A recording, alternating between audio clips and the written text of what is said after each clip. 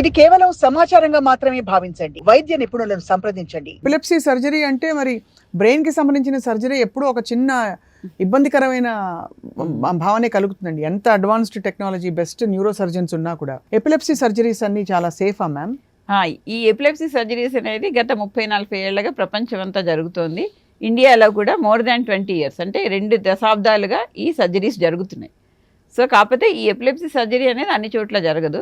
దానికి చాలా ఎక్విప్మెంట్ కావాలి. ఆ ఎక్విప్మెంట్తో పాటు సర్జరీ అనగానే మనకి ఏదో కనిపించింది ఆపరేషన్ చేసేస్తాం అలా ఉండదు. దేన్ని ప్రీ సర్జికల్ ఇవాల్యుయేషన్ అంటారు. అంటే సర్జరీకి ముందు ఇదే స్కార్ కానీ ఇదే మచ్చ నుంచి ఫిట్స్ వస్తున్నాయా, ఇదే లో గ్రేడ్ ట్యూమర్ నుంచి వస్తున్నాయా అని తెలియడానికి చాలా టెస్టులు ఉంటాయి. హాస్పిటల్స్లో 4-5 రోజులు జాయిన్ చేసి వాళ్ళ ఫిట్స్ రికార్డ్ చేసి కరెక్ట్గా అక్కడి నుంచే వస్తుందా లేదా చూస్తారు. తర్వాత PET scan, MRI brain, SPECT scan ఇలాంటివన్నీ చేస్తారు.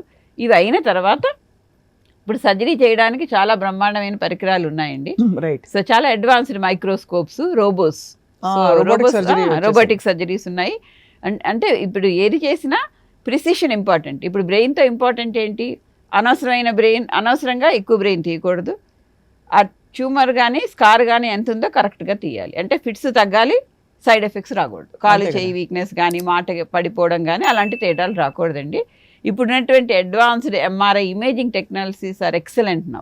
ఇమేజింగ్లో మనం చెయ్యి భాగం ఎక్కడుంది, కాలు భాగం ఎక్కడుంది, మాట భాగం ఎక్కువ ఇవన్నీ మ్యాపింగ్ చేస్తారు. That's called brain mapping. So ఇవన్నీ చేసిన తర్వాతనే ఎక్సలెంట్ ఎక్విప్మెంట్ ఉంటుంది.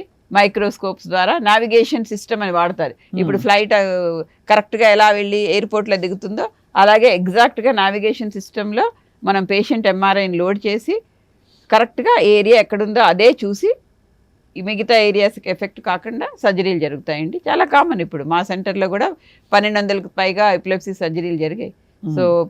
సో అందుకని it is well known that epilepsy surgery is very safe.